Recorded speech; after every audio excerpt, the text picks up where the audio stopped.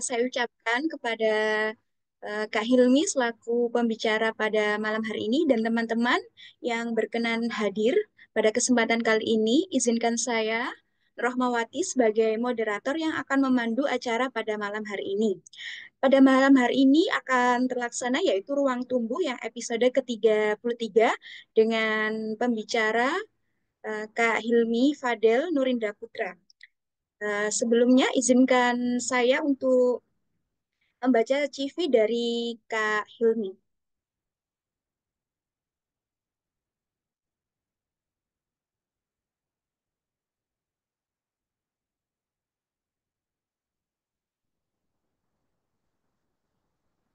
Oke, ini CV dari Kak Hilmi Al-Fadel Nurindra Putra.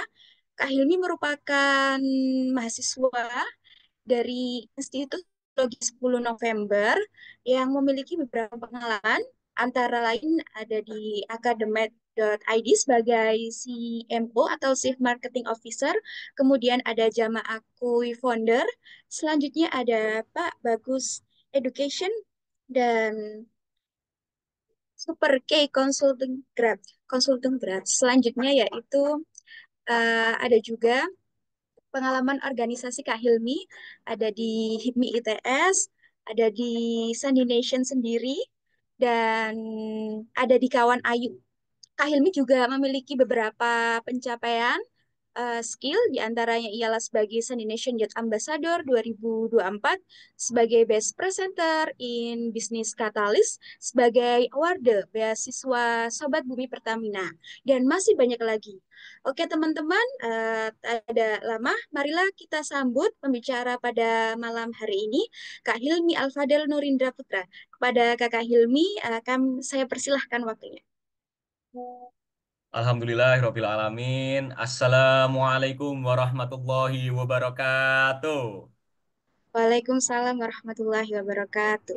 Teman semuanya, terima kasih Mbak Rohma atas em, welcomingnya.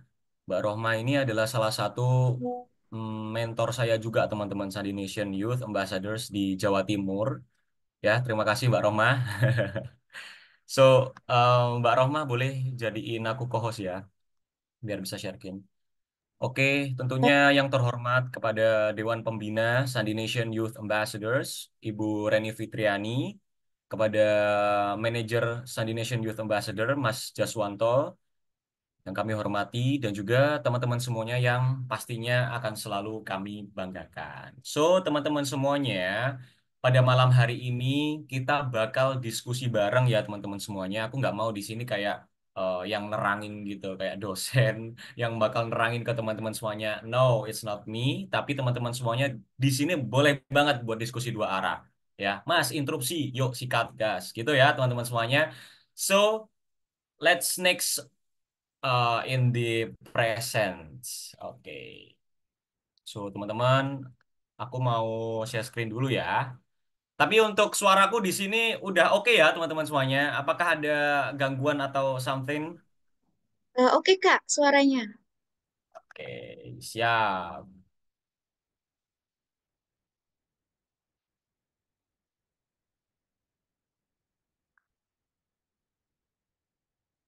Oke, teman-teman semuanya, apakah udah terlihat teman-teman semuanya?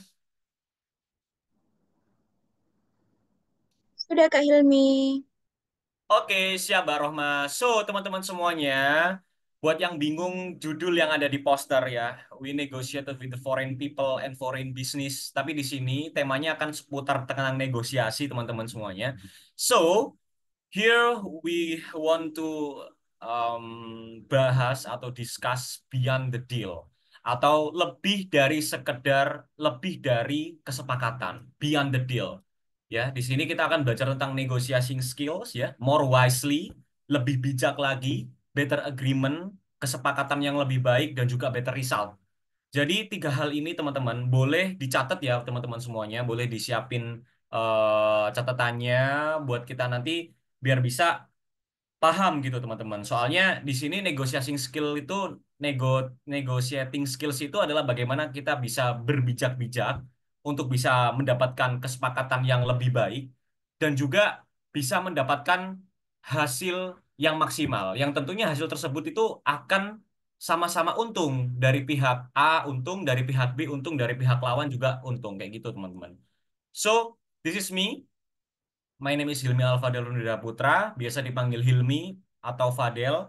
Saya adalah Sandi Nation Youth Ambassadors, sekolah kepemimpinannya Bapak Sandiaga Salahuddin Uno. Kebetulan saya menjadi wakil ketua direktorat di divisi program Sandi Nation Youth Ambassadors.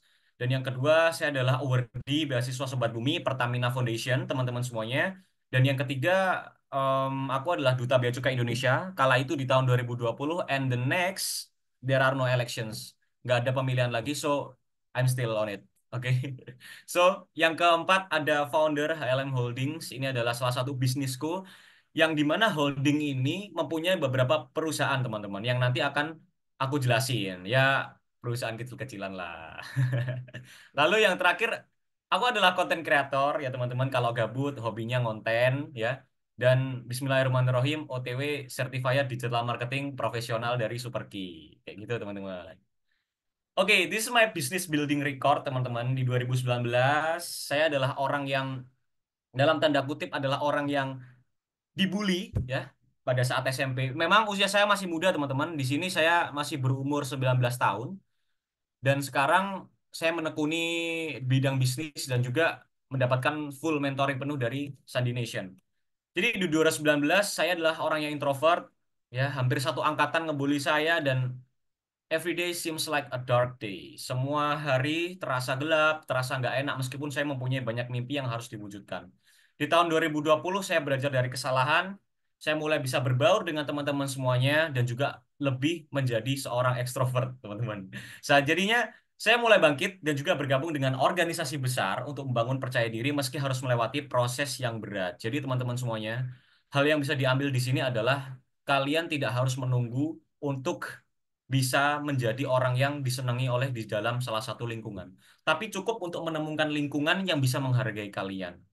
Itu pelajaran yang bisa didapat, teman-teman. So, di 2021 akhirnya saya memberanikan diri untuk mengikuti berbagai kompetisi sehingga saya merasa seperti bosan gitu, teman-teman.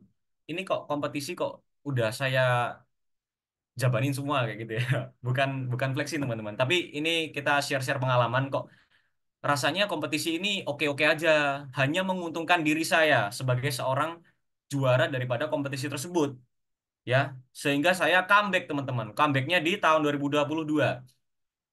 Di tahun 2022 saya berpikir bahwasannya saya punya skills. And then ketika kalau aku hanya memanfaatkan skillku sendiri dalam competition, lomba, challenge, or something, itu menurut saya it's not fair ketika aku punya skill tapi orang lain nggak bisa merasakannya. Sehingga di tahun 2022 di usiaku yang 17 tahun, aku mendirikan bisnis sendiri yang namanya HLM Kreatif, High Luminosity Media Kreatif. Itu adalah salah satu perusahaan yang bergerak di bidang dokumentasi dan videografi. Ya, di situ tantangan datang bertubi-tubi. Ya, termasuk pada saat saya masuk di perusahaan ini, bisnis dokumentasi, saya bertemu banyak sekali vendor.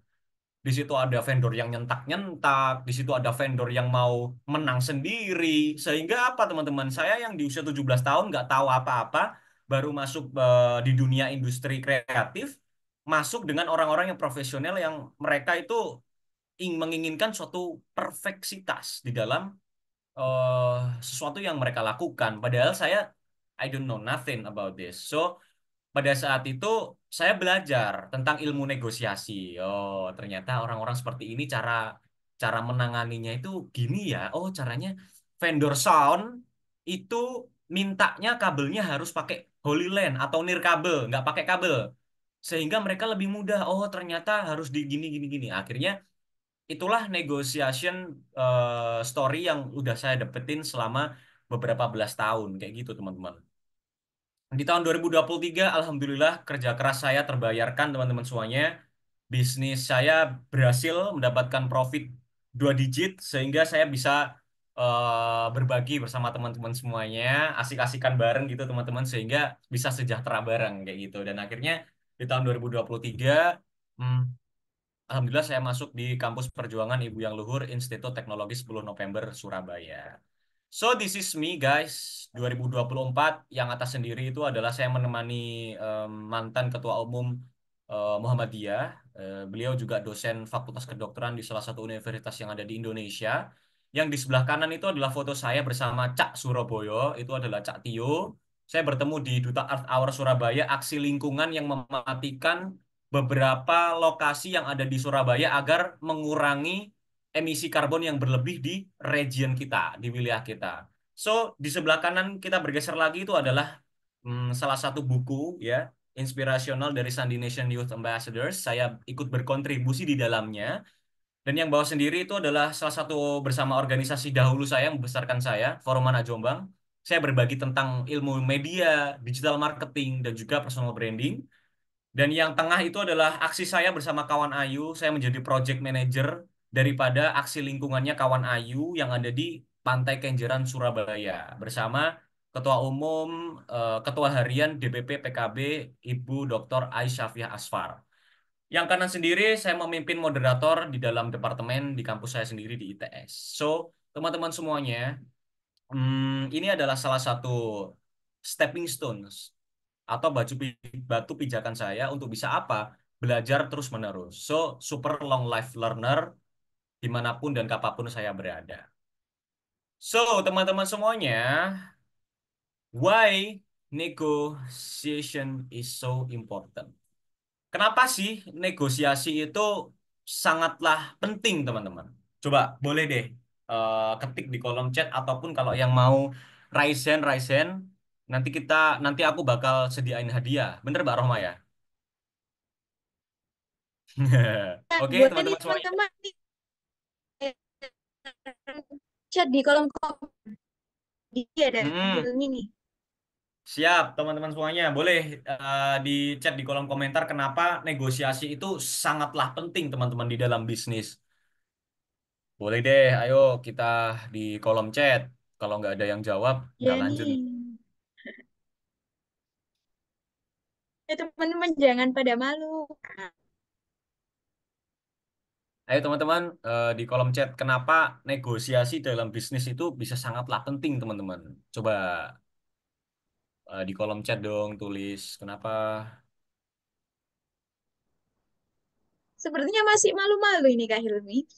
Oke, Mbak Rohma bisa Teman-teman semua dipercaya ini. teman semuanya biar nggak malu, boleh dong. Ayo teman-teman.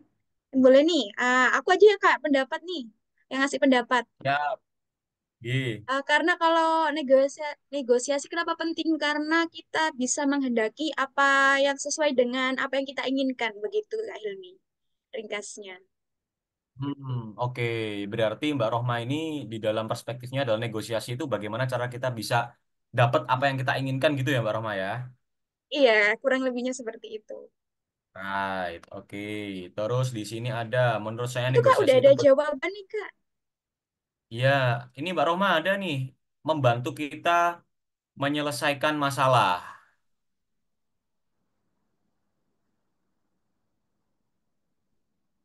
Membantu kita untuk menyelesaikan masalah. Right, teman-teman semuanya.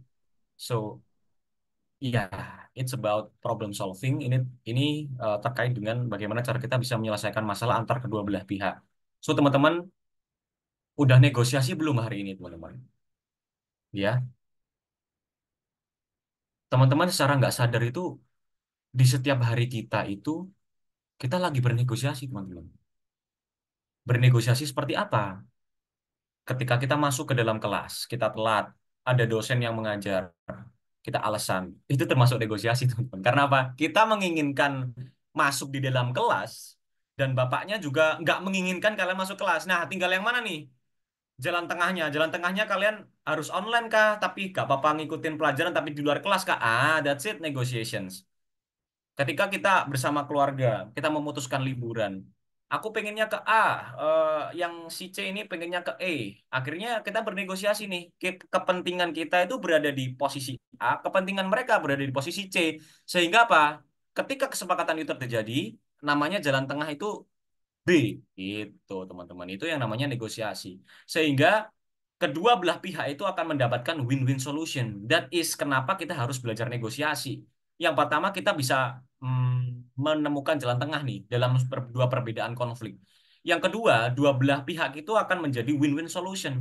atau mereka sama-sama menang, sama-sama oke nih, ayo gas, kesepakatan tercapai. Dan yang ketiga adalah convincing sustainability atau memperpanjang kepercayaan. Jadi ketika kita bernegosiasi, misalnya saya bernegosiasi kepada model bisnis B2B, teman-teman, bisnis to bisnis. Bisnis saya bernegosiasi terhadap perusahaan obat, namanya katakanlah Apkindo. Nah, Mas Apkindo ini bersama saya itu ongkol-ongkolan, teman-teman. Tapi ketika dengan negosiasi, jebret, kita berhasil menemukan jalan tengahnya, mereka akan ngontrak saya bahkan 15 tahun, 20 tahun. That is convincing sustainability. Dan yang keempat adalah enhance brand image. Jadi ketika kita berhasil bernegosiasi, kita akan menaikkan citra merek, teman-teman. Jadi nama kita itu akan baik gitu, teman-teman, di kalangan orang-orang yang pernah berpartner dengan kita. Itu positifnya, teman-teman. So, sekarang aku mau lihat nih, teman-teman semuanya ada yang pernah tahu brand ini nggak, teman-teman? Brand ini adalah Apple yang paling kiri, yang belakangan ini di nggak boleh masuk ke Indonesia, iPhone 16 Pro. So, yang di sebelah kanan itu adalah Samsung, teman-teman. Teman-teman tahu nggak? Pada awalnya kedua perusahaan ini tuh mereka bekerja sama, teman-teman, sebagai pemasok dan juga produsen. Tapi, teman-teman, karena suatu kesepakatan negosiasi yang gagal, hubungan mereka ini berubah menjadi rivalitas di pasar teknologi. Itulah, teman-teman, kenapa negosiasi ini sangatlah penting. Kalau kita cuma melihat dari kacamata positif, kita melihat, oh enak ya, dapat jalan tengah, oh enak ya, win-win solution. Tapi ketika kita melihat bahwasannya negosiasi ini tidak berjalan lancar, so kalian akan dapat rivalitas pasar yang besar seperti versus Apple dan Samsung. So Mas Hilmi, gimana cara kita bisa menghindarin dampak negatif sehingga kita bisa mendapatkan hal yang positif dalam ilmu bernegosiasi? So di sini aku akan share rahasia how to be a negotiator well.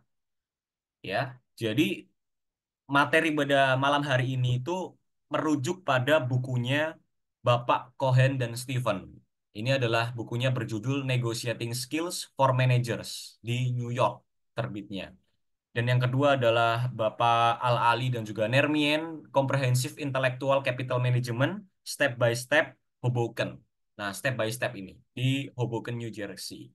Jadi kedua buku ini adalah kedua buku yang pernah diajarkan di kampus saya di mata kuliah teknologi entrepreneur atau teknopreneur. Nah, di sini teman-teman bisa nih cari bukunya atau apa, tapi pada malam hari ini saya akan merangkumnya pada 10 slide yang sangat singkat, teman-teman. Seperti itu. So, jadi di sini semua materi yang ada di PPT ini udah ada dasarnya dan ini proven well, terbukti dengan baik karena sudah ada penerbitan bukunya.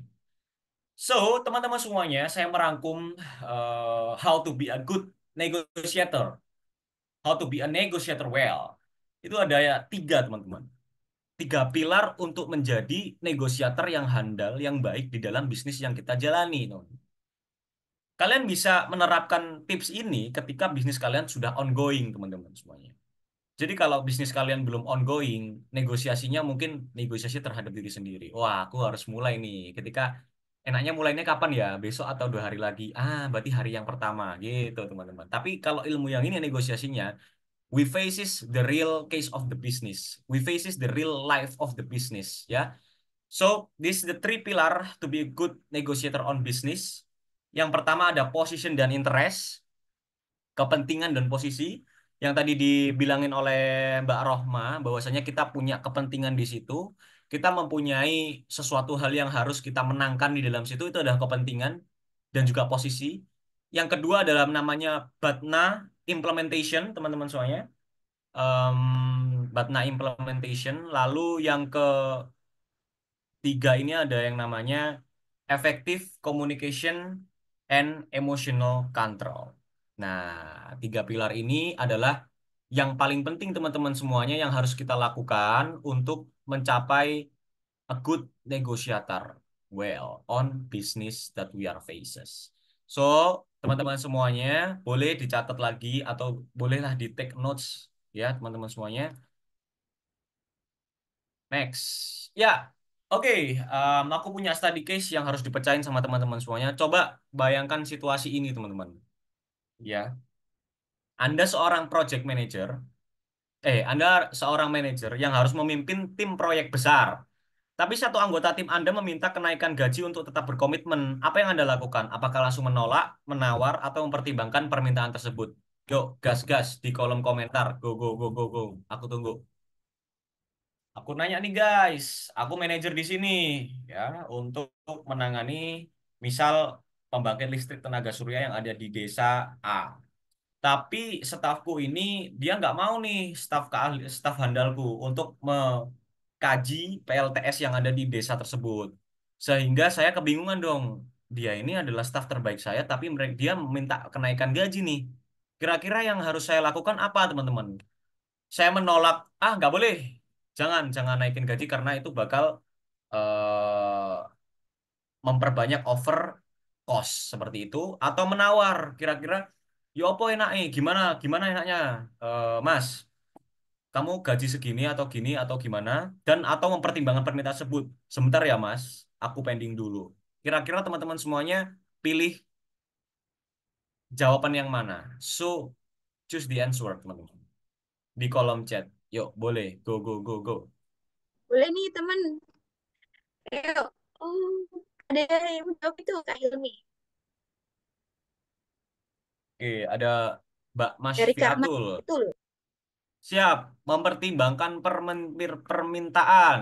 Oke, mempertimbangkan permintaan. Jadi, Mbak Mas Fiatul ini nge-postpone lah istilahnya. Sebentar ya, kayak gitu. Tapi cara halusnya tak pertimbangkan dulu. Oke, teman-teman, sebelum menjawab pertanyaan tersebut, ya sebelum menghadapi case tersebut, teman-teman harus tahu nih, pilar yang pertama adalah kepentingan versus posisi. Kita harus menempatkan diri kita sebagai seseorang yang menjadi orang yang minta kepada kita dan kita harus menjadi seseorang yang diminta. Ya, teman-teman, kita harus menjadi seorang manajer dan kita harus menjadi dituntut untuk paham rasanya menjadi staff. Jadi posisinya yaitu seorang karyawan itu mungkin meminta kenaikan gaji itu sebagai penghargaan. Ya teman-teman karena itu adalah posisinya posisi dia itu adalah staff yang dimana gajinya dia itu nggak lebih besar daripada gaji saya sehingga dia meminta kenaikan gaji nih ya karena apa kepentingannya dia itu sejatinya adalah dia ingin dihargai atas kerja kerasnya sehingga saya kilo kerja keras Pak Manajer saya harus digaji lebih lah untuk menghargai kerja keras saya jadi teman-teman harus paham nih posisinya dia karyawan itu ingin meminta kenaikan gaji dan kepentingannya dia adalah dia ingin dihargai atas kerja kerasnya. Nah, menjadi seorang manajer kita harus clearly know the problems, teman-teman.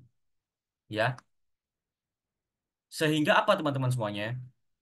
Kita tahu bahwasannya ada sesuatu hal yang bisa kita shoot out, ada sesuatu yang bisa kita tembak. Kepentingan dia itu hanya untuk ingin dihargai atas kerja kerasnya, teman-teman. Aku bisa bangun pembangkit listrik tenaga surya dengan teknologi ini, dengan watt yang dihasilkan banyak banget. Tapi posisinya dia itulah karyawan, mungkin meminta kenaikan gaji karena itu adalah posisinya. So, jawabannya gimana teman-teman semuanya? Nah, ini teman-teman semuanya. Jadi jawabannya adalah kita harus bisa on care kepada dia. Oh, posisinya dia itu adalah karyawan. Dan dia itu menekan kenaikan gaji itu adalah suatu hal yang wajar dong, karena itu adalah posisinya. Karena kepentingannya adalah dihargai atas kerja kerasnya. Kalau saya sendiri, saya akan mengajukan penawaran, offering a concept. Biasanya kayak gini teman-teman semuanya. Karena saya mempunyai ini ya teman-teman, power ya teman-teman. Jadi saya meminta dia untuk mempunyai kesepakatan. Oke Mas, jadi kepentingannya Mas itu adalah karena berhasil untuk ini kan. Jadinya kita akan membangun lagi, tapi Masnya ingin menaikkan gaji. Oke, makanya saya tawarkan ini Mas. Saya punya asuransi bla bla bla bla yang bisa mencakup kehidupan keluarganya Emas, yang bisa mencakup kehidupan dua dua lagi dua keturunannya Emas, katakanlah seperti itu, dan mencakup asuransi kendaraan dan lain-lainnya. Itu kan ada satu negosiasi, teman-teman. Kita menawarkan, oke, kalau Anda ingin dihargai lebih kerja keras, aku punya opsi, yaitu tak tawarkan asuransi, tak tawarkan kenyamanan-kenyamanan yang lain, sehingga menghindari nggak terang-terangan kita meninggikan gaji tersebut. Itulah yang namanya negosiasi teman-teman di dalam pemahaman kepentingan versus posisi yang ada di pilar yang pertama, ya. So, untuk pilar yang kedua teman-teman adalah developing Batna. Batna ini Batna ini apa sih guys? Ada yang tahu Batna nggak? Batna, ya bener banget teman-teman. Batna itu adalah Best Alternative Negotiations Agreement. Jadi Batna ini adalah rencana cadangan atau rencana yang udah kita siapkan ketika kita mau ancang-ancang nih. Jadi posisinya di sini perspektifnya saya ini adalah salah satu stafnya yang mau naik gaji tersebut. Best Alternative Negotiation Agreement adalah saya menyiapkan rencana cadangan. Ketika udah mentok, jeduk, dan nggak disetujui, saya mempunyai batna ini, teman. Misal saya ambil study case ya, teman-teman. Saya ambil study case masuk ke dalam kelas ruang kuliah dosen. Saya tahu diri saya adalah telat, tapi dosen tersebut nggak mau dan nggak menginginkan saya masuk ke dalam kelas. Batna yang saya ambil, Best Alternative Negotiations Agreement yang saya ambil yaitu saya memilih untuk pulang, ya. Tapi hitung dulu teman-teman resiko maksimumnya. Ketika saya pulang ini kira-kira alpanya dapat berapa ya teman-teman? Karena di dalam kampus saya itu maksimal alpanya 3 teman-teman. Jadi saya kira resiko maksimumnya sedikit. Karena alpa saya hanya saya ambil 1, kurang 2. So itu adalah batna. Jadi rencana cadangan yang ketika udah mentok jeduk. Nah, ketika saya dari staff tadi teman-teman, batna dari kasus tersebut adalah apa? Yaitu saya akan memilih untuk tawaran pekerjaan dari perusahaan lain. Ketika manajernya nggak menawari apapun, nggak menawari asuransi, nggak menawarkan kenyamanan dalam berkehidupan yang oke, dan bahkan naik gaji pun dia nggak mau, teman-teman. Sehingga si staff tersebut itu menghitung resiko maksimumnya. Oh, aku kebetulan dapat tawaran perusahaan dari temanku dari perusahaan si C nih, yang lain. Sehingga BATNA atau Best Alternative Negotiations Agreement kita adalah, oke, gua cabut Mas Manajer, gua nggak mau buat kerja di sini lagi. So, BATNA itu adalah rencana cadangan yang ketika kita udah gunain, ya, ketika mentok jeduk, senjata terakhir lah teman-teman. Tapi itu harus dipikirin dulu resiko maksimumnya, ya, karena nggak semula-mula kita naik gaji terus kita nggak mau dapat tawaran pekerjaan dari perusahaan lain. Tapi Mas ini, staff ini itu udah dapat letter of agreement daripada letter of acceptance daripada temennya. Ah, ini langsung kamu dapat LOA, tapi masuk langsung ke perusahaan. Akhirnya apa? Gajinya udah aku nggak mau kerja di sini lagi, Mas Manajer. Aku udah dapat tawaran di sini. Itu adalah batnanya. So, aman ya teman-teman dari sini. Dari awal yang pertama tadi adalah kita harus paham tentang kepentingan dan versus posisi. Yang kedua adalah bagaimana cara kita ambil batna atau rencana candangan yang ketika kita udah mentok jeduk. Nah, ini teman-teman, pilar yang ketiga, yang terakhir adalah teknik negosiasi, effective communication and emotional control. Ya, so apa sih itu semuanya teman-teman? Let's discuss ya. So, teman-teman semuanya, effective communication adalah bahasa Indonesianya komunikasi efektif ya, tinggal balik aja ya teman-teman, gampang ya. Tapi it's not simply as you know in this PowerPoint. Effective communication itu adalah salah satu sikap atau kebiasaan kita dalam berkomunikasi terhadap beberapa orang yang kita temui atau lawan bicara kita. Dengan cara apa teman-teman? Yang pertama, mendengar aktif. Ya, yang kedua reframing untuk memastikan pemahaman, dan yang ketiga itu sikap asertif. Yang pertama itu mendengarkan aktif. Jangan kita terlalu sering ngomong, misal kayak apalagi nyela gitu teman-teman. Oh, jadi aku ngusulin ini nih, penawaran A dengan beberapa opsi C. Sebentar sebentar, saya nggak suka tuh sama. Itu that's not really effective communication. Jadi kita harus mendengarkan aktif. Iya iya, oke, aku paham, siap. Ya, ya, ya, ya. That's it, mendengar aktif. Kita lebih banyak mendengar daripada berkoar. Gitu, teman-teman. Yang kedua, ada reframing untuk memastikan pemahaman. Ketika mereka ngomong, oke Mas, aku ini nawarkan harga 50.000 ya, dengan opsi A, B, C, D, E, F, G. Siap Mas. Jadi sampean itu tadi ngomong bahwasannya sampean punya harga segini ya, kamu punya harga segini dengan opsi ABC. Oh, oke, siap. Saya setuju. Nah, itu reframing untuk memastikan pemahaman. Dan yang ketiga adalah sikap asertif. Sikap asertif ini kita harus mempunyai sikap yang jelas dan tegas, teman-teman. Namun arif. Ya, jelas, tegas, namun arif. Kalau ngomong A, yo A. Kalau ngomong B, ya B. Kalau ngomong C, ya C. Tapi harus mempunyai pendasaran yang jelas, teman-teman. Enggak mas, aku nggak cocok sama penawarannya masnya yang bilang bahwasanya harganya segitu tapi dengan opsi ini. Karena saya tahu bahwasanya di pasar sebelah sana itu harganya nggak sampai segitu mas. Dan kita juga mempertimbangkan kualitasnya barangnya sampean ini nggak oke. Nah itu ada yang namanya sikap asertif. Jelas, tegas, tapi tetap arif. Arifnya apa? Kita tahu alasan pendasaran dari apa yang harus kita omongkan. Jadi eh, ngomong yang penting, jangan yang penting ngomong. Oke, teman-teman, aman ya. Yang terakhir, emotional control. Nah, ini teman-teman.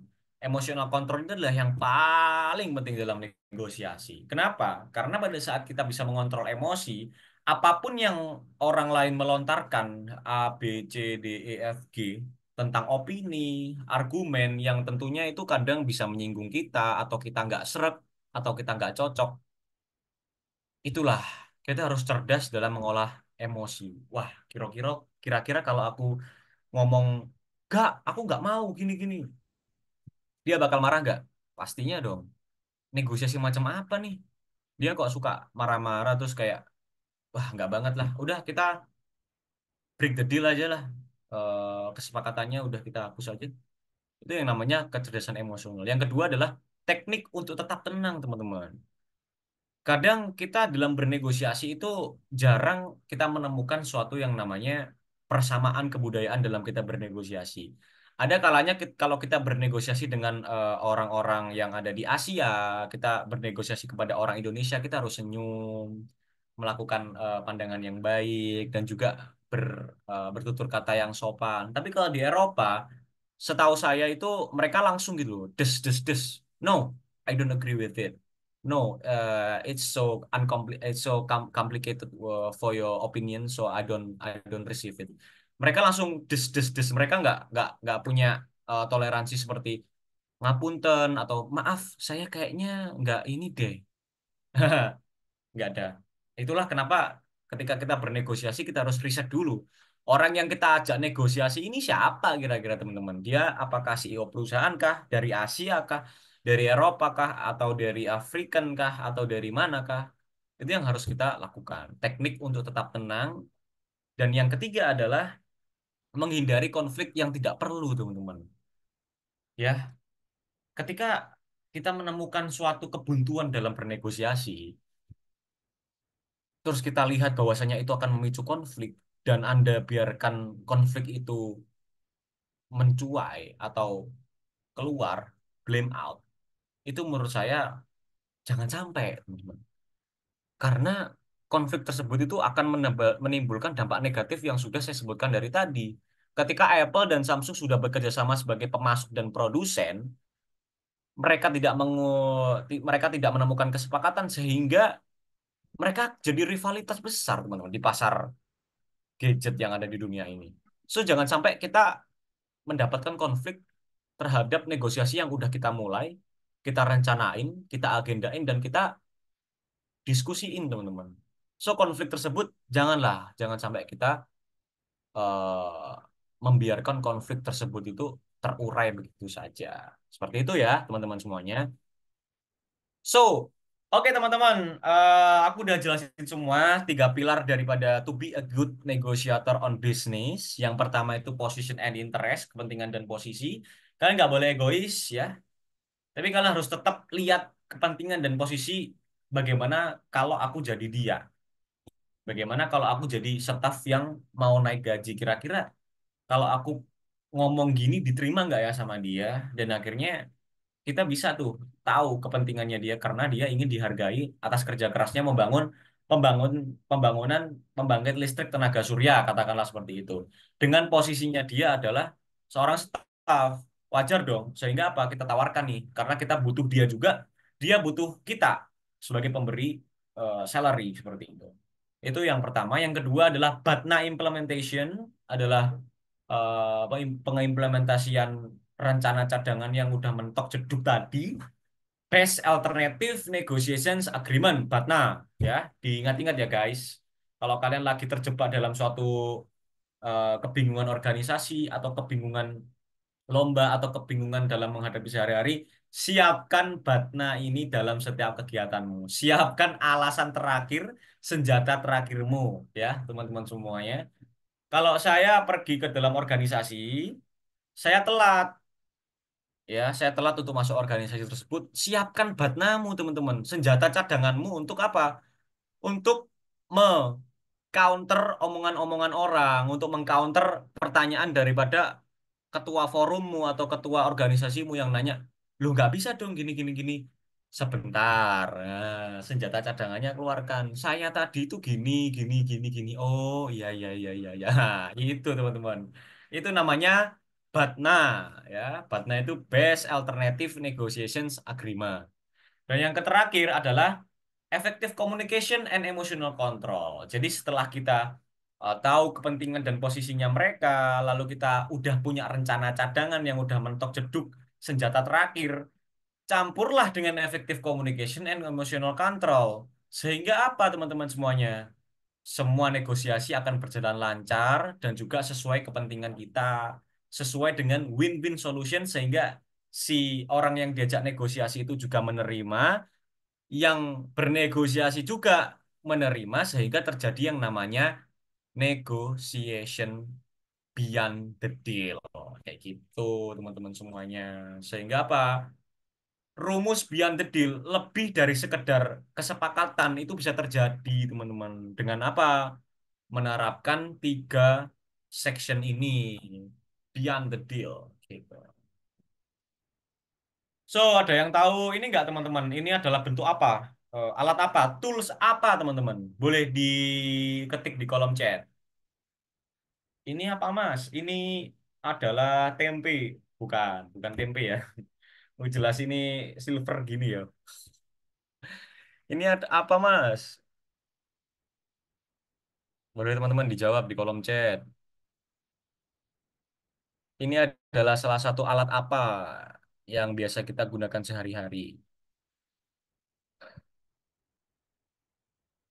Mbak Rohma mau jawab nggak? Ini alat apa Mbak Rohma? Eh, itu masih jawab kunci Inggris, bener nggak sih? Aku juga nggak Ya, terbiasa sama benar. alat-alat itu. Kunci Inggris Kak, siap. Oke, Mbak Iza dan Mbak siapa tadi? Mbak Mas Fiatul, siap. Kunci Inggris. Kira-kira ada yang tahu nggak kenapa saya kok ngomongin kunci Inggris di dalam negosiasi? Kira-kira ada hubungan nggak teman-teman semuanya?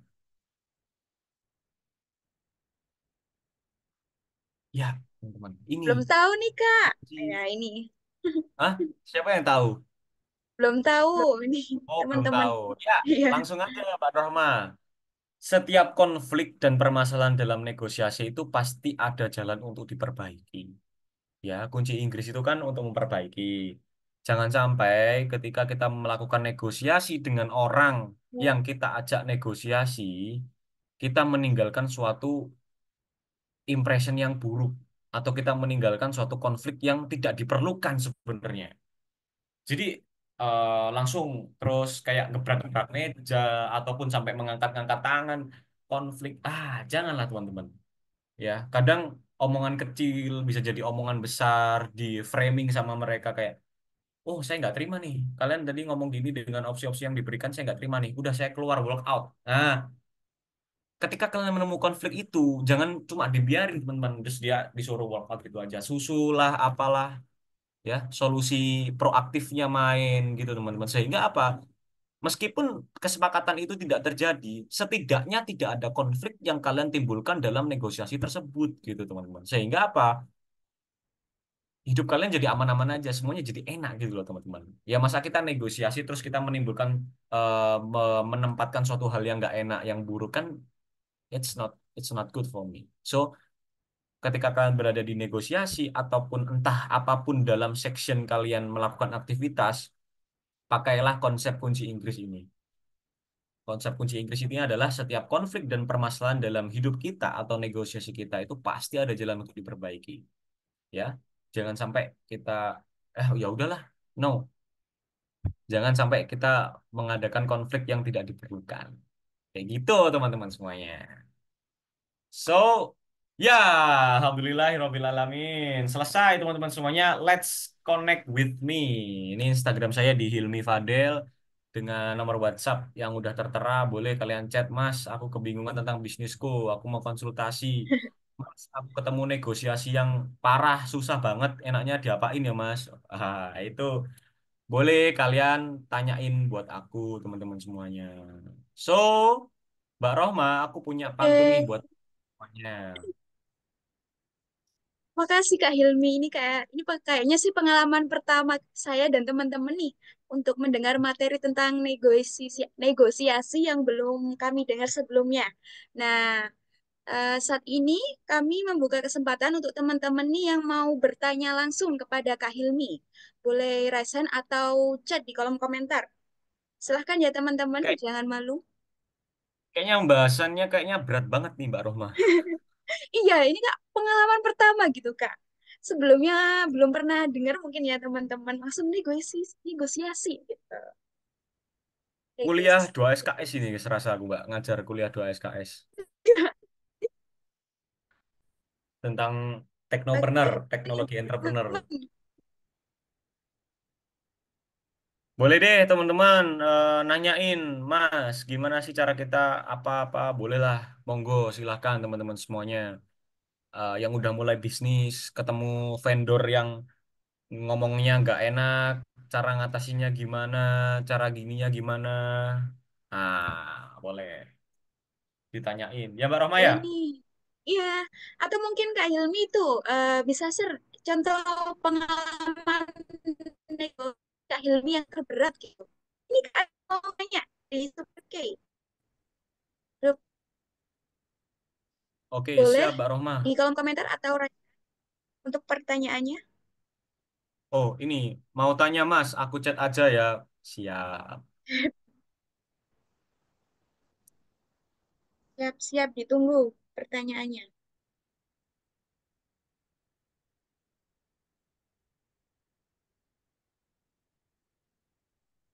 Dulu itu pernah Mbak Rohma, aku tuh bernegosiasi sama yang paling berat itu memang dari vendor. Jadi Oh, pas dari dulu awal-awal itu saya bekerja di salah satu SMA terfavorit yang ada di kotaku, sehingga yang masuk ke dalam event tersebut itu perusahaan-perusahaannya juga gede-gede. Nah, di situ itu adalah salah satu yang paling kecil perusahaannya adalah perusahaanku. Wah, gitu. Oke, Mas, Oh, menarik. terus Lalu, Mas. terus akhirnya pada saat itu mereka kayak nanya ini, ngomongannya nggak enak. Misal kita pasang kamera yang ada di tengah ya, Mbak Rohman. Pada saat itu kan kita dengan budget pas-pasan dan juga kecil nggak ada uang sehingga kita itu sewa kabel yang panjang banget untuk dimasukin ke dalam jack buat masuk ke dalam Videotron. Masuk ke dalam Videotron itu ya video yang besar di belakang panggung itu loh Mbak Rohman.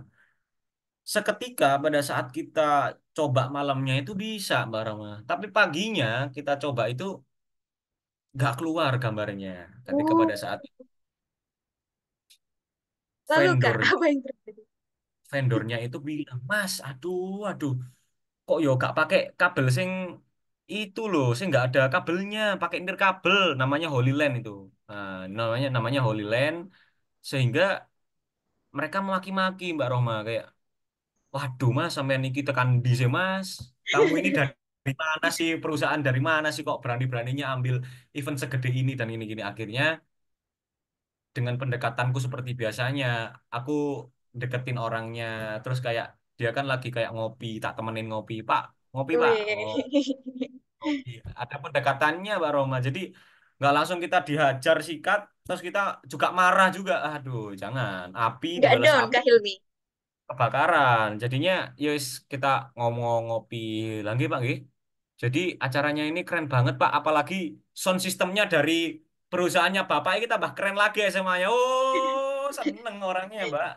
Iya. Senang akhirnya terbuka, terbuka kepada saya. Jadi Mas, sampean itu ke depannya nanti kalau mau acara-acara kayak gini pakai yang nirkabel namanya Holy Land. Oh, gitu ya, Pak ya. Ya ya ya ya ya ya, Pak. Saya sewakan segera ini. Nah, langsung ketemu kan negosiasinya. Dia kepentingannya adalah acaranya lancar dan sound sistemnya aman. Saya kepentingannya adalah cari aman dari orang tersebut. Ya, akhirnya akhirnya dia ngasih saran dan beberapa waktu malah jadi rekan partner kita. Setiap ada acara saya ditelepon, setiap ada acara ditelepon kayak gitu. So, itulah kehebatan negosiasi, teman-teman. Kayak gitu, Mbak Berarti Roma. Kak Hilmi tahu ya cara mengatasinya ya, nggak langsung down, tapi malah cari jalan yang lain, jalan keluar yang bisa buat next untuk lebih baik ke depannya. Iya, pasti Mbak Roma. Karena mindset daripada kunci Inggris itu udah nanam di dalam kepala saya. Oh, sip, sip. Oh ya, ini Setiap hari saya saya, bacakan ya pertanyaannya ya Mbak. dari Super K Group. Kalau misalnya ada orang yang nggak Waduh, enakan sama atasan, gimana ya Mas cara negosiasinya? Intinya tips negosiasi buat orang yang nggak enakan. Itu sih Mas. Wah, Pertanyaan pertama dari Super K. dari Super Key Group. Waduh, mau izin, Bu Reni. Wah, saya. Kalau misalnya ada yang orang nggak enakan sama atasan, gimana ya Mas cara negosiasinya? Intinya tips negosiasi buat orang yang nggak enakan Mas. Oke, kalau dari atasan ya, Mbak atau Mas, saya mungkin nggak seberpengalaman daripada Mbak Mas yang ada di sini yang udah mempunyai pengalaman bekerja di dalam corporation ataupun apa, tetapi beberapa kali saya itu pernah bekerja sama dengan pembangunan pembangunan pembangkit listrik bersama beberapa BUMN seperti Pertamina yang Pertamina Foundation tersebut itu wah parah gila. Karena apa? Seperti orang yang pembimbingnya itu udah sulit banget diajak ngomong, ditemuin juga susah sehingga negosiasinya harus berpikir keras gitu loh. Tapi gimana cara kita itu orang yang nggak enakan, terus kita bisa negosiasi kepada orang yang atasan kita atau orang yang istilahnya di atas kita. Tentunya yang udah saya terangin itu tadi udah aman ya teman-teman. Ada tiga pilar ya. Tiga pilar tersebut adalah kepentingan versus posisi. Ya, teman-teman harus tahu dulu nih kepentingan mereka memarahi kita itu apa sih ya. Terus terus posisi mereka itu apa sih? Yang kedua siapin rencana cadangan. Yang ketiga itu adalah emotional control dan effective communication. Nah, kira-kira tips buat orang yang nggak enakan itu gimana, Mas? Ini, Mbak Rohman. Jawabannya itu adalah fokus terhadap apa yang bisa kita kontrol dan janganlah fokus terhadap apa yang nggak bisa kita kontrol. Kadang-kadang orang yang nggak enakan itu selalu overthinking, Mbak Roma. Aduh, kalau aku ngadep atasan nanti bakal disemprot ya. Aduh, kalau aku ngadep supervisorku nanti, waduh, bakal disuruh ini dong nanti lembur, bakal disuruh gini, suruh nambah pekerjaan shift. Aduh, overthinking banget deh. Itu yang menyebabkan kita nggak enakan, teman-teman. So, buang, buang hal-hal seperti itu, overthinking tersebut, sehingga tapi dengan tidak meninggalkan yang namanya konsep resiko maksimum. Ketika kita berpikir, ah nanti kalau aku menghadap ke pimpinan, ke pembimbing ataupun ke supervisor, kira-kira resikonya apa ya? Resikonya kayaknya aku bakal disuruh keluar. Nah, rencana cadangannya apa nih kira-kira? Batnanya apa nih? Begitu, Mbak Mas, dari Super Key Group. Mohon izin seperti itu. Jadi tips negosiasi yang buat yang orang yang nggak enakan, cukup kadang kita jangan overthinking berlebih, ya. Cukup kontrol apa yang bisa kita kontrol. Seperti apa yang bisa kita kontrol? Overthinking kita jangan berlebih. Hitung resiko maksimum. Yang kedua. Dan yang ketiga, siapin batnanya, Mas atau Mbak. Best Alternative Negotiations Agreement. Ketika saya disuruh keluar, enaknya kira-kira saya melontarkan apa ya, nilai jual apa yang bisa saya tunjukkan kepada orangnya. Sehingga saya negosiasinya bisa berjalan lancar. Seperti itu, Mbak Rohma dan Mbak Mas semuanya. Eh, siap ya. Jadi harus menyiapkan nih apa yang bisa kita kontrol buat orang yang nggak enakan ya, Mas Hilmi ya. Oke, siap Mbak Rohma seperti itu. Selanjutnya, pertanyaan dari Kak Hayatun.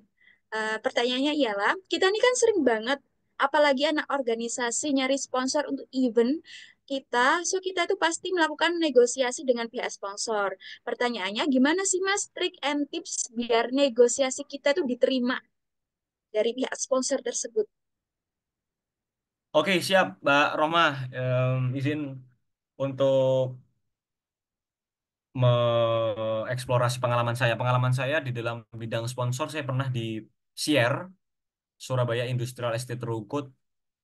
Pada saat itu saya bertemu dengan direktur utamanya, Bapak Didik Prasetyono.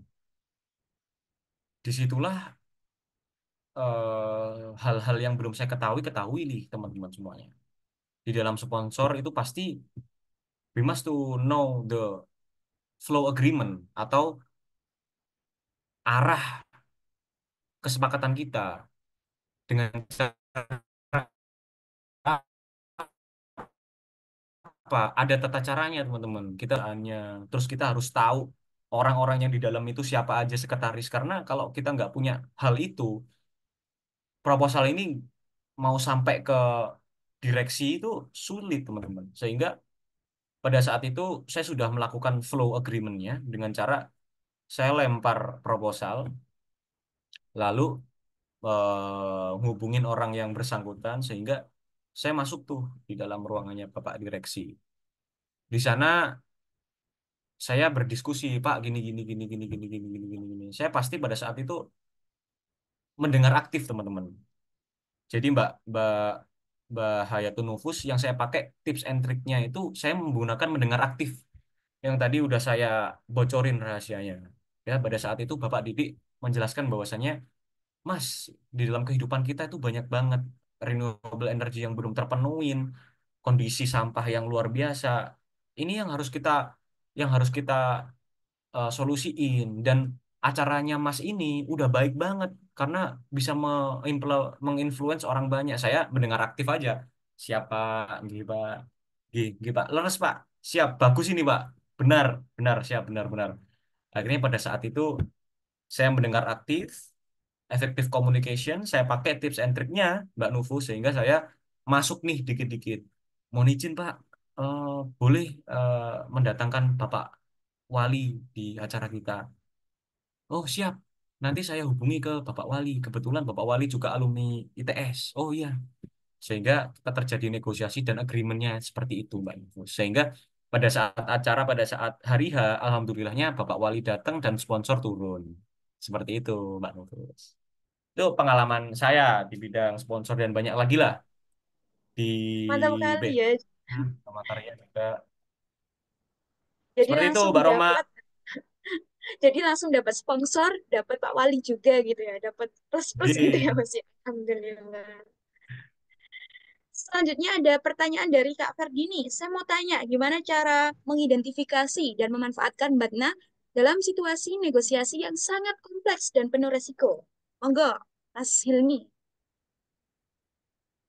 mengidentifikasi dan memanfaatkan Batna dalam situasi negosiasi yang sangat kompleks dan penuh risiko. Tentunya kalau yang sangat kompleks dan penuh risiko ini belum pernah saya alami ya, Mas Ferdi.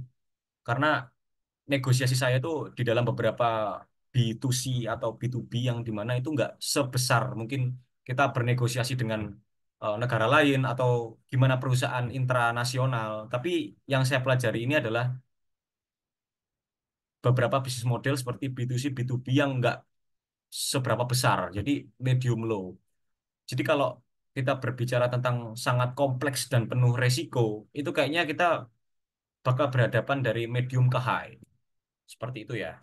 Tapi yang saya tahu adalah untuk memanfaatkan Batna ini dalam situasi negosiasi yang sangat kompleks dan penuh resiko, kita hitung dulu, Mas, resiko maksimumnya yang udah saya jelasin tadi. Kira-kira kalau kita ambil Batna yang ini, resiko maksimumnya mana ya? Kalau kita ambil Batna yang ini, kira-kira resikonya bakal lebih besar daripada resiko yang kita pilih pertama atau enggak ya?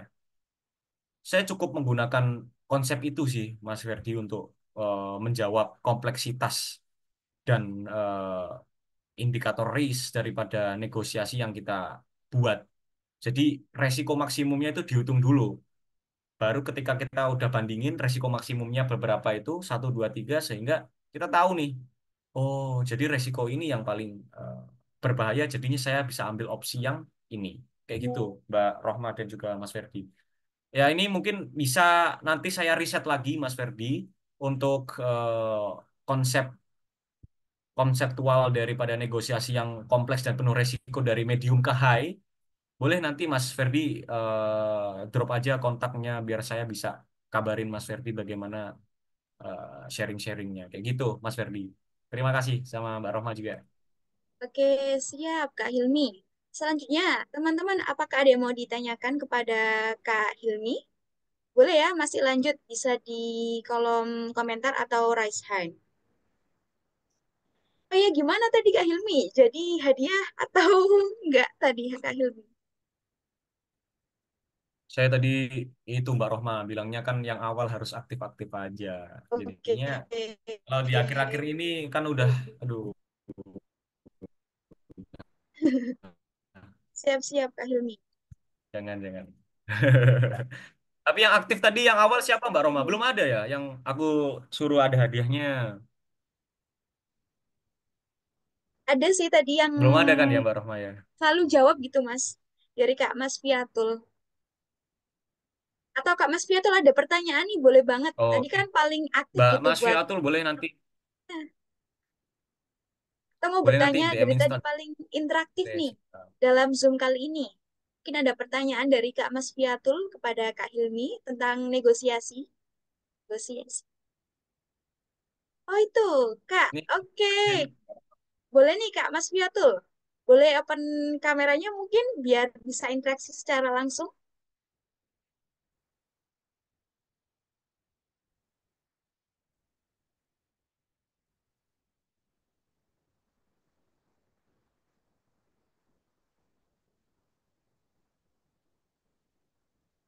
Halo, selamat malam. Mas Piatul Fikria. Malam, Kak. gimana Mbak Roma?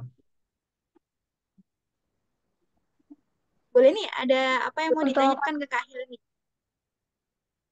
oke. Terima kasih untuk kesempatannya. Eh, Pertanyaan untuk Kak Hilmi. Menurut Kak Hilmi, itu bagaimana sikap kita jika kita itu bertemu atau bersama dengan orang yang tidak bisa mengontrol emosi saat kita kayak rapat atau gimana gitu. Oke, siap. Cukup Mas Fiatul? Mbak? Udah. Oke. Sering sering saya temui hal seperti itu dan they will mereka akan melakukan hal tersebut karena orang tersebut seperti itu gitu. Mestinya kayak ketika kita bertemu dengan beberapa organisasi terus ada yang mereka emosi banget, terus di sebelah sana juga emosi banget. Itulah yang namanya saya bilang kecerdasan emosional gitu, Mbak Mas Fiatul. Ketika kita tahu orang-orang yang di sebelah kita itu adalah orang yang suka emosi, meledak-ledak. Kita sebagai orang yang mempunyai kecerdasan emosional, we must to know that gitu.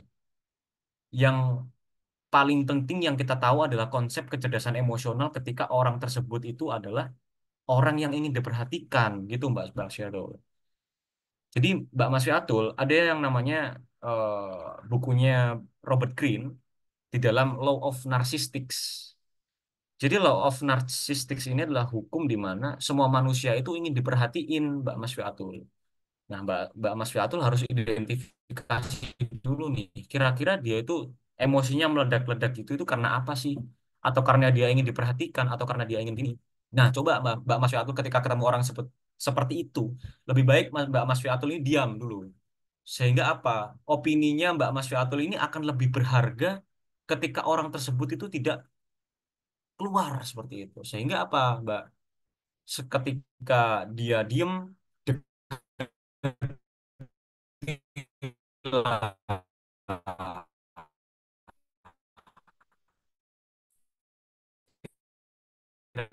kira-kira dia ini emosinya seperti ini kenapa? Karena kita sudah cerdas secara seperti itu.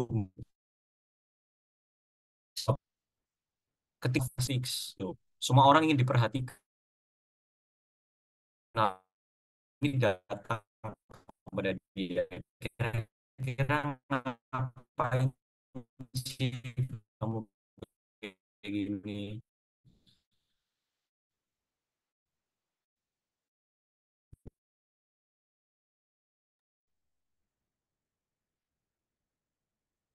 Halo Kak Hilmi, Kak Mas Fiatul masih ada di room? Oh, mungkin ini ada terkendala jaringan dengan Kak Hilmi. Sebentar ya, saya lihat dulu.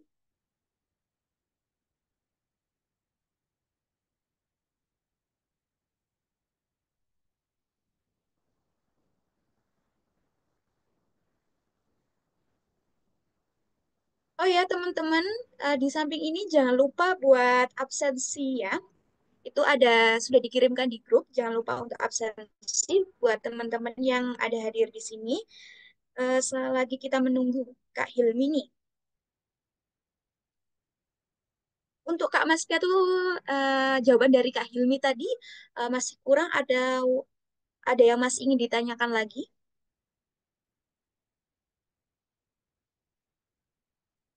Boleh nih kakak jawab di chat atau secara langsung.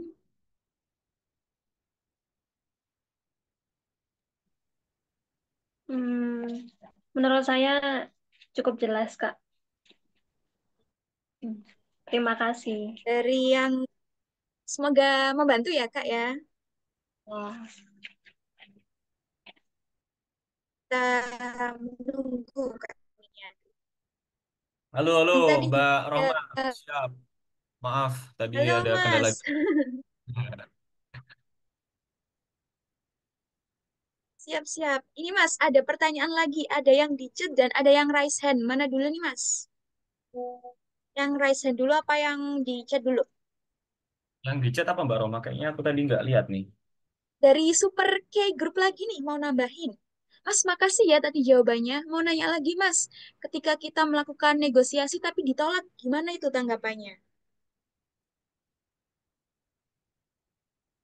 Itu Oke, pertanyaan dari aku jawab dulu ya, Mbak Roma. Dalam negosiasi itu ada yang namanya rejection sama acceptance. Ya, jadi kalau kita di reject ada yang namanya handling objections. Kalau nggak salah, sesuai pengalaman yang udah saya pelajarin ya, Mbak Mas. Ada yang namanya handling objection. Jadi gimana cara kita itu bisa ngeyel? Ngeyel dalam artian ini ditolak, tapi kita ada ngeyel, ada yang namanya handling objections yang nggak saya cantumin di PowerPoint tadi. Nah, ketika kita ditolak, kita harus punya handling objection nih, adalah salah satu suatu cara atau strategi gimana cara kita bisa menghandling gitu loh. Maksudnya gimana ya? Aku jelasin handling gitu. Kayak ngarahin lagi nih pembicaraan ini, rejection ini buat dibawa lagi ke jalurnya acceptance, paham nggak sih? Kayak handling objection ini terjadi ketika pada saat ini kita ditolak. Jalurnya ini udah ngiri nih, Mbak Rohma. Jalannya udah ke kiri, sehingga kita punya handling objection. Kita handle lagi nih jalannya sehingga dia balik lagi nih ke jalan negosiasi yang benar. Biar kita bisa belokin ke kanan atau ke belokan yang dimana negosiasi itu terjadi, Mas Mbak. Kadang-kadang handling objection itu seperti apa? Misalnya kalau kita berhadapan dalam customer, ini sesuai pengalaman saya ya, Mbak Rohma. Kita tawarin something lah. Yang paling oke itu study case dalam asuransi, Mbak Rohma. Saya pernah masuk ke dalam salah satu asuransi dan saya diajari juga yang namanya handling objection nih, Mbak Mas. Pergi ke customer pagi-pagi di dalam warung saya kebetulan di situ ada warung saya gedok-gedok tuh, Mbak Roma. Pagi, Ai gitu. Kami dari perusahaan ini nih, asuransi ini nih, kami mau survei, bilangnya gitu Mbak Rohma. Kami mau survei. Survei, nggak mau Mas, saya nggak mau survei-surveian. Duh, sebentar, ini soalnya surveinya ini bla bla bla bla bla gitu pokoknya. Ada caranya. Nanti aku share deh handling objectionnya. Terus dia bilang bahwasanya, oke Mas, setelah saya survei kayak gini gini gini gini, kita kira apa nih yang saya nggak mau nih buat ngasih kontak atau apa. Setuju Bu. Justru bahaya Bu kalau Ibu itu ngasih kontak yang ke sembarangan orang. Tapi kalau di sini ya Ibu tahu nama kontak saya, ID card saya ini sudah tertera, tertulis. Jadi nanti kalau ada apa-apa Ibu kesulitan bisa saya hubungi Ibu kayak gitu. Nah, itu adalah salah satu handling objection Mbak Rohma. Handling objection itu kita lakukan ketika negosiasi itu tidak berjalan pada tracknya. Ketika negotiation itu udah nyamping. Tugas kita adalah untuk memasukkan lagi tuh negosiasinya ke dalam arah yang benar. Nah, setuju, Bu. Justru nggak boleh nih, jarang-jarang kalau kita mau mengadakan proyek ini, setuju. Tapi, Bu, di sini kita dengan nilai jual kita, efektivitas, efisiensi, kita bisa kok membawa proyek ini ke dalam pengaruh yang baik. Akhirnya apa? Oke, oke, saya pertimbangkan dulu. Atau gimana tuh, boleh dijelasin. Nah, itu udah masuk ke dalam track negotiation yang udah sejalur, kayak gitu, Mbak Rohma. Berarti mencari alternatif lain gitu ya Mas ya, sampai Iya. kata deal itu Hmm. semakin Tapi lama nih banyak yang mau nanya nih Mas. Oh ya, tapi kenapa Mas? siap, Mbak.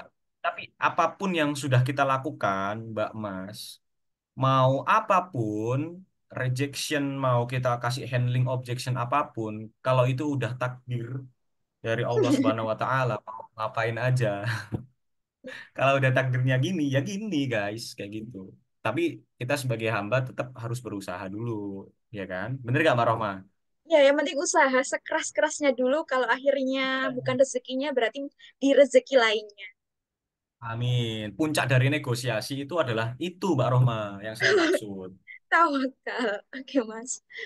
Berjalannya diskusi ini semakin banyak, Mas, yang nanya. Tadi di awal, berjalannya Alhamdulillah, berarti, semakin banyak. Ya.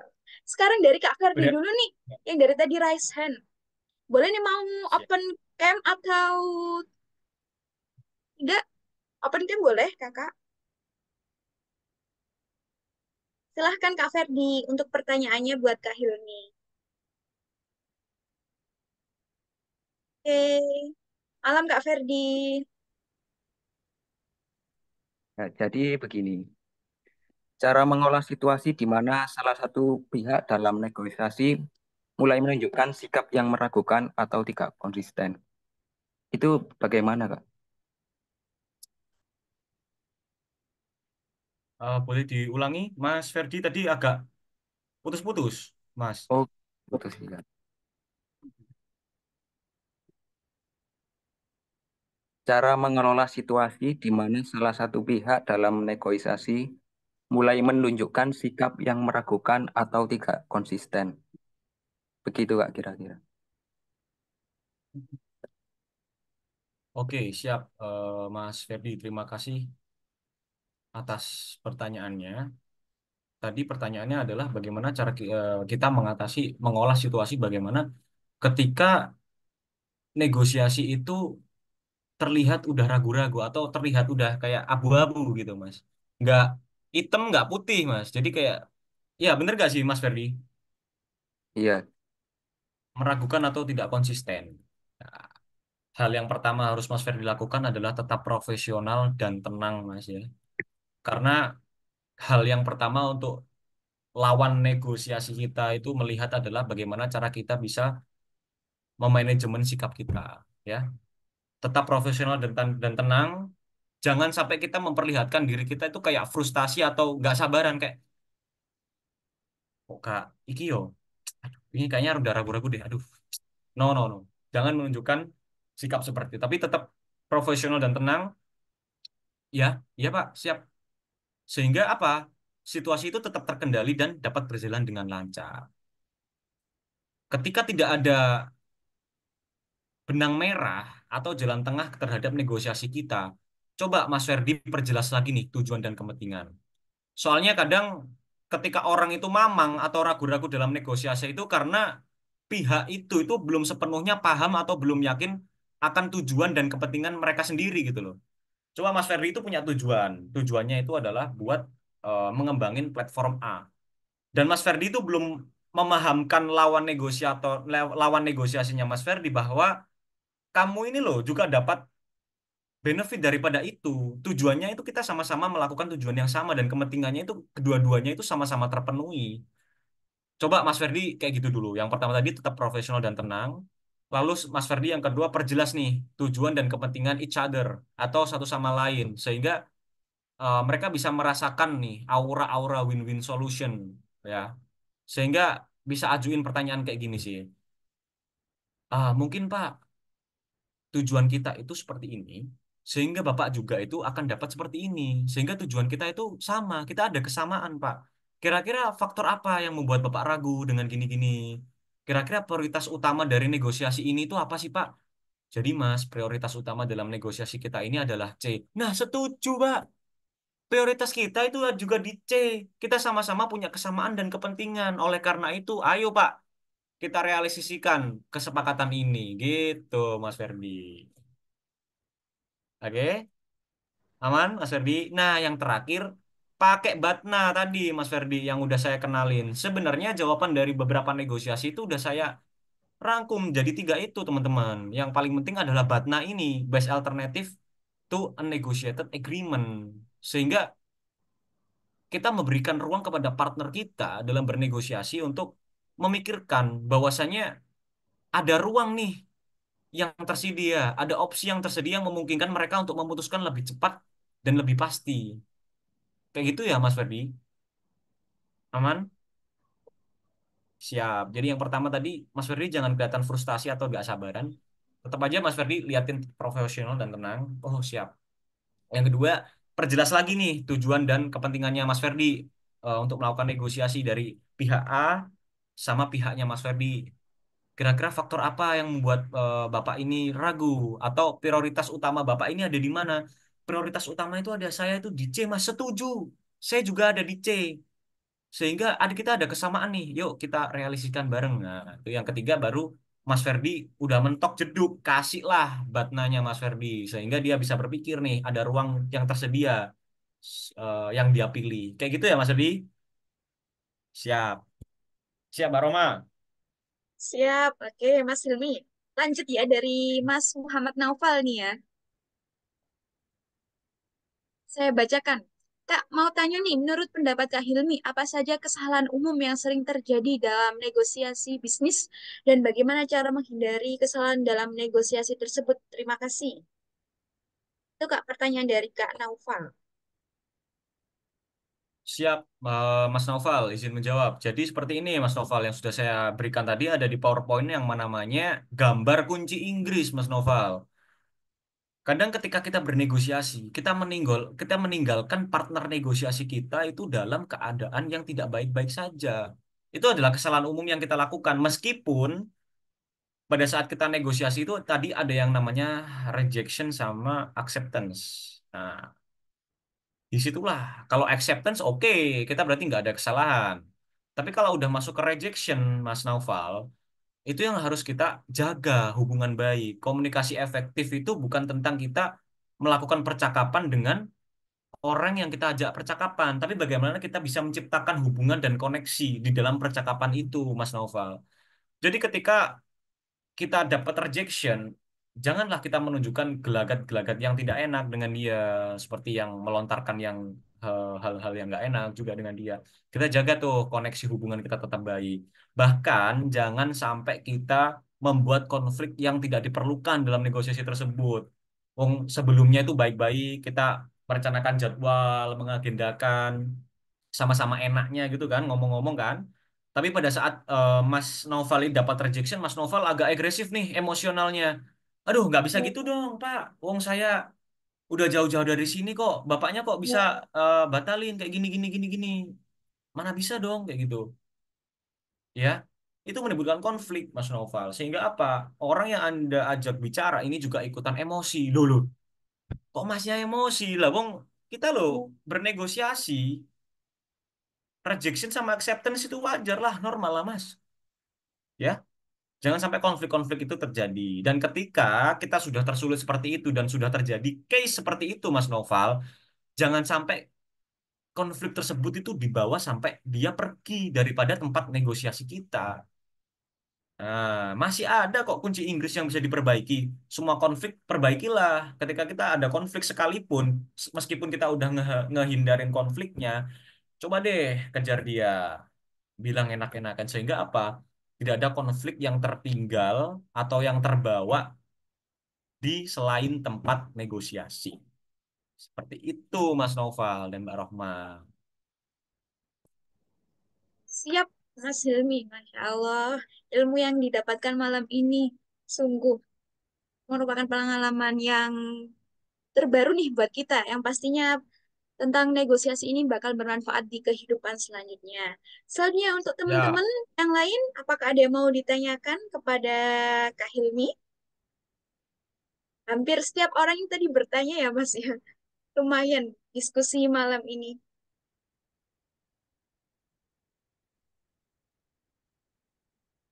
Oh, ada lagi dari Kak Faizah Sahputri.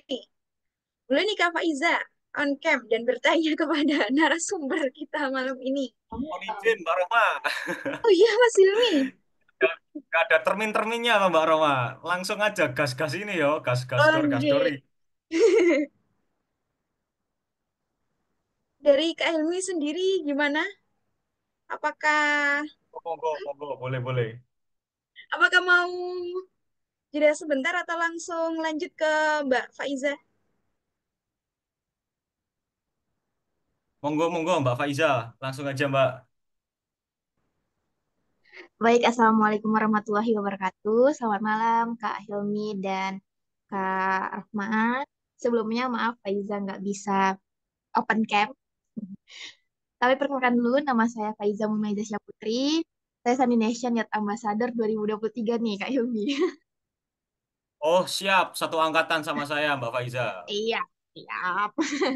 Jadi saya sini mau nanya nih, Kak, tentang, kan tadi kita membahas tentang emosional ya. Nah, pernah nggak sih kakak ngalamin satu satu apa dalam satu kayak mau negosiasi nih, tiba-tiba tuh kakak kayak mengubah pendekatan atau mengubah strategi kakak nih selama negosiasi karena tiba-tiba ada kayak ada perubahan mendadak yang dimana klien kakak itu kayak emosinya naik atau ada emosi dari pihak lain gitu. Itu sih kak pertanyaan. Iya, so pertanyaannya adalah Bagaimana cara kakak mengatasinya? cara mengatasi ketika udah terlihat emosi gitu ya, Mm-mm, lawan ya. negosiasi kita. Ah, ah. Apakah bagaimana strateginya kakak supaya lebih lancar nih untuk negosiasinya? Oke, Mbak Seperti itu. Faiza, terima kasih atas pertanyaannya.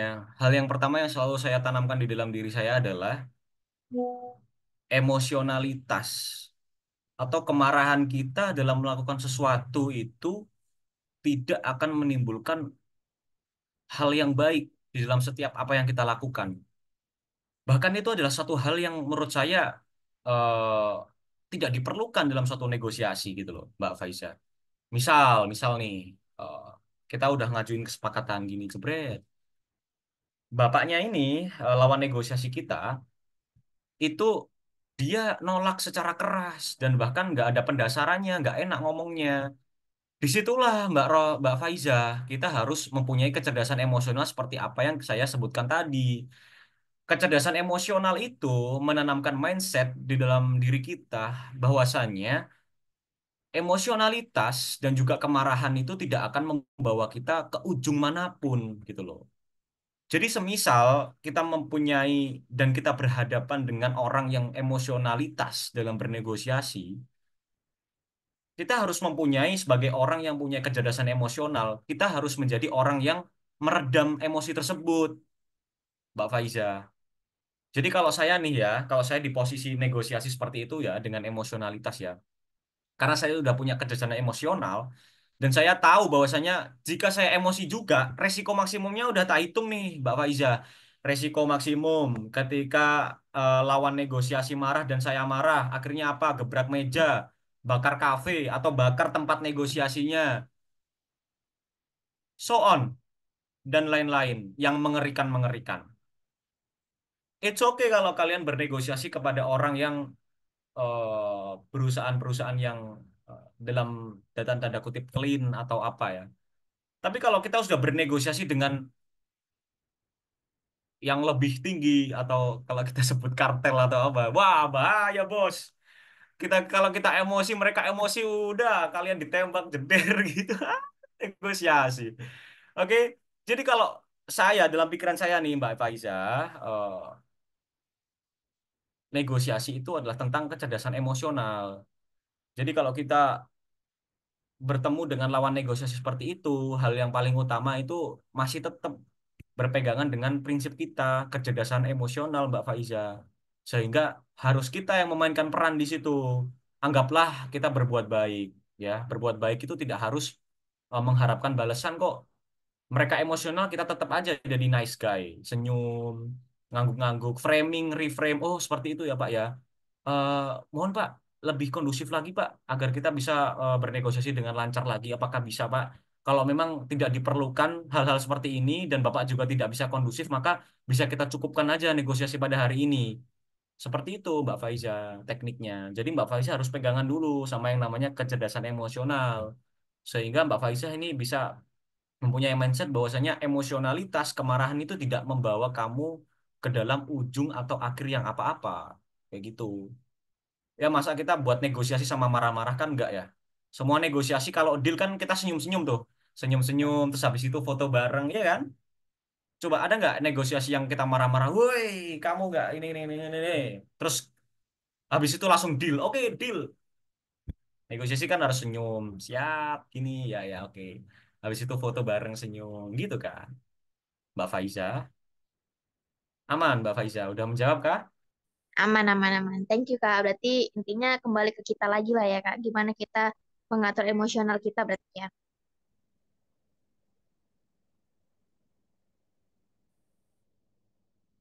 Ya benar Mbak Faiza. Seperti itu. Kecerdasan emosional. Oke, thank you, Kak, jawabannya. Oke, baik. Terima kasih Kak Hilmi. Aman. Selanjutnya, teman-teman boleh isi absensi dulu. Kita beri waktu 5 menit ya buat teman-teman. Untuk absensinya itu ada di kolom chat. Ada Kak siapa aja ini? Ada Kak Faiza, Kak Ferdi, Kak Iza, Kak Masfiatul Fikria, Kak Muhammad Naufal Ramadan, Kak Siti Uswatun Hasanah. Boleh nih ya, untuk isi absensi yang ada di kolom chat, kita Mbak kasih Roma, saya mau waktu selama negosiasi nih 5 menit. kepada audiens. Saya mau negosiasi nih. Buat audiens yang pingin dapat apa tadi Mbak Roma? Prize hadiah.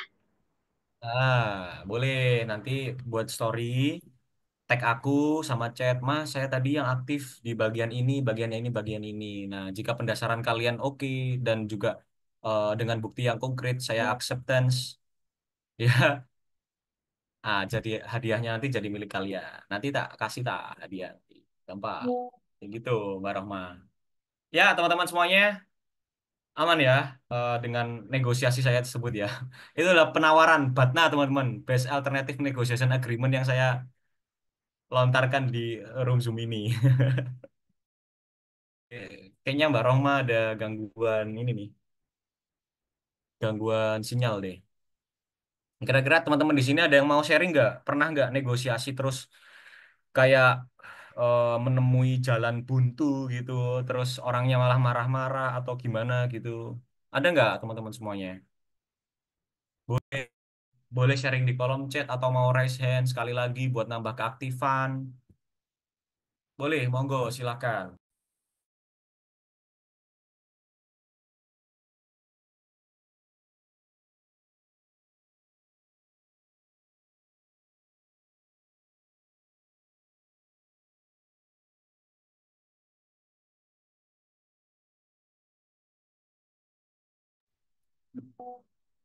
Mbak Rohma centang satu, guys. Siap. Monggo, teman-teman semuanya yang mau sharing-sharing. Gimana Saya pernah menemui Mas negosiasi yang nggak berujung oke, nggak berujung deal, malah gelut atau apa, boleh, silahkan. Nah ini udah kembali lagi nih Mbak Roma. Iya, mohon maaf ya Kak, ada kendala jaringan. Jadi tadi itu ya Kak syaratnya. Oh ini dari Kak Mas Fiatul nih. Aku pernah Kak saat musyawarah tiba-tiba langsung butuh memunculkan ide. Oh, itu nggak apa-apa Mas Vi Atul, itu normal dan wajar kok ketika kita musyawarah Oke. tiba-tiba langsung blank. Cukup sharpness saya ada dilatih, sharpness. Ya Mbak Rohma ya, Ya, sharpness, siap. sharpness. Untuk teman-teman semua, apakah sudah mengisi linknya? Kalau semuanya udah mengisi link absen nih, jangan lupa. Tadi yang mau dapat hadiah, bisa ikutin aturan dari Kak Hilmi ya. Kak Hilmi buat story dan tag Kak Hilmi loh. Udah dari Kak Mas Piatul. Gercep banget ya Kak Mas Piatul ini. Siap, Ditunggu siap, siap. teman-teman. Boleh tuh di follow IG-nya Kak Hilmi. Kalau minta fallback juga langsung DM ya Kak ya. Bisa ya Kak ya Oh minta iya, di. oh, siap. Gak apa-apa, langsung fallback. Oke. Untuk pertanyaan ini mungkin kita cukupkan sampai di sini. Sampai jam 20.30. Jika ada yang mau ditanyakan, boleh langsung menghubungi Kak Hilmi ya. Siap Mbak Rohma, hubungi di Instagram aja teman-teman. Itu jarang on Instagram daripada tadi. WhatsApp. Tadi boleh di-share Kak Hilmi, Instagramnya Kak Hilmi di kolom chat. Ini kan udah nggak ada gitu. @Hilmi Fadel ya Kak. Buat teman-teman tadi yang lupa foto atau screenshot IG-nya Kak Hilmi. Nah, itu teman-teman ya. Dicatat Kak Hilmi Fadel yang mau ikut challenge dari Kak Hilmi, yang mau bertanya ke Kak Hilmi atau mau collab ya ke Kak Hilmi, boleh langsung ke Instagramnya sendiri. Oke, sebelum penutupan acara, Siap. apakah ada yang mau disampaikan kepada dari Kak Hilmi untuk kita semua? Gini Mbak Rohma, closing statement dari saya.